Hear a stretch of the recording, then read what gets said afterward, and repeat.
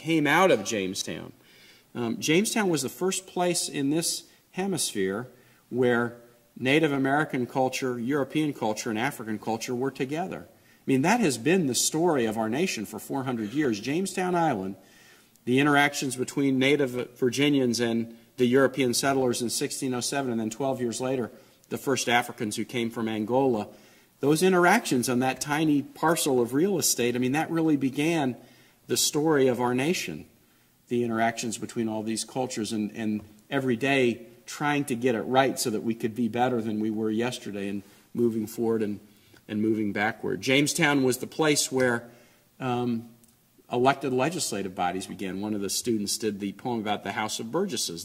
The oldest legislative body in the world that's continuously met is the Virginia General Assembly.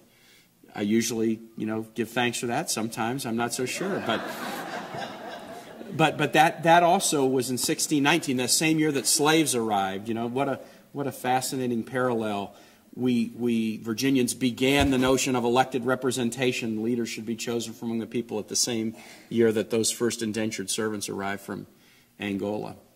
Other great traditions came from Jamestown as well, but the Voices from Within the Veil is part of this effort to really tell the story and to tell it correctly and properly, including the painful moments and the challenges. And we don't tell them to wallow in pain or challenges, but we tell them to be honest about them and to recognize that sacrifices were made that have enabled us to be better today than we were yesterday. And then we got to be able to make sacrifices so we can be better tomorrow than we are today. Well, Jamestown was the birthplace of elected legislatures in the New World, and the Virginia legislature that began in 1619 is the oldest continuously operating legislative body in America. Jamestown was the place where Native American culture, African culture, and European culture first mixed, which has been the story of our nation. Because the 400th anniversary of Jamestown and the idea that voices would be lifted from within the veil really speaks to the notion of, for the first time, and we have this celebration, that we have the full spectrum of America represented in a celebration of Jamestown. It was 400 years ago that you had the arrival of white settlers for the most part, but also people who were either enslaved or indentured coming here. And you think about it for a second, their coming represented the start of diversity in America in some ways. They were the minorities at that time.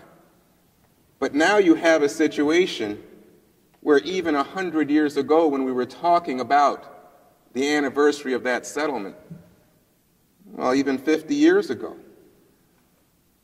there was no mention of people who lived here at the time, no mention of those people of color who were joining the white settlers.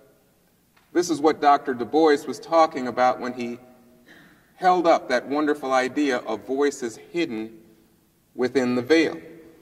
I think similarly of the veils of separate but equal, the veils of discrimination, the veils of segregation. It seems to me that when Dr. Du Bois went on to talk about the problem of the 20th century being the problem of the color line, he might have simply said that the problem of American history has been the problem of the color line.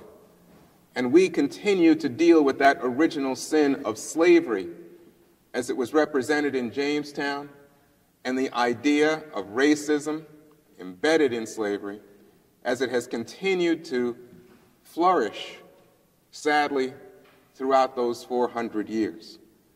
But in truth, the heart of the American democratic experiment begins there at Jamestown.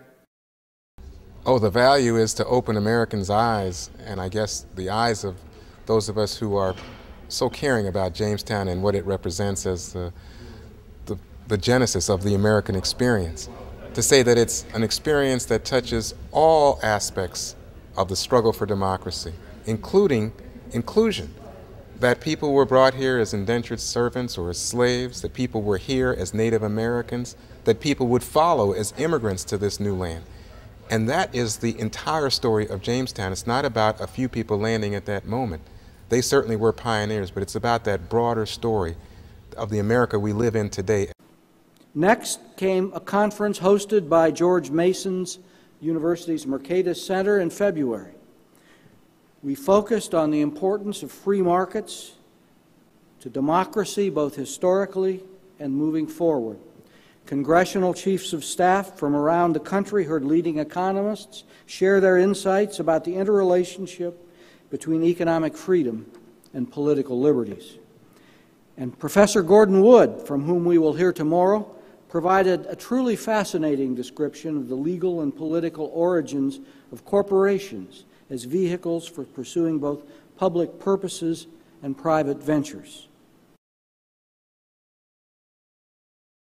50 years following the revolution, I think, certainly rival the last 50 years in our history in terms of cultural, economic, social changes that took place. An extraordinary explosion of entrepreneurial energy in the 50 years following the Declaration of Independence. A sudden release of energy that's never fully explained, it seems to me. We were, on the eve of the revolution, really quite a backward, underdeveloped place. And at the end, as you just heard, I think we were one of the most commercialized, and I think perhaps the most commercialized society in the world at the time. Now, our economy, our society have changed dramatically in the past 2 centuries. Still, much remains, I think, from those early decades of the 19th century. Thus, I think that if you want to know why our economy has taken the form it has, you have to go back 200 years to these crucial decades following the American Revolution. That's where democracy and markets began.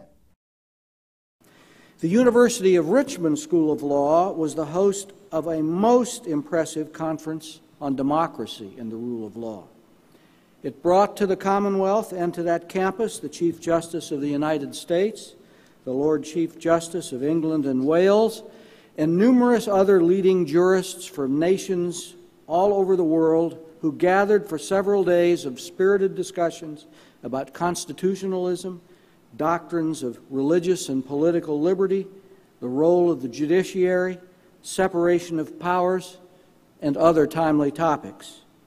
The jurists presented a plaque which, if you visit historic Jamestown, you will see. That plaque commemorates the planting of the rule of law on American soil 4 centuries ago.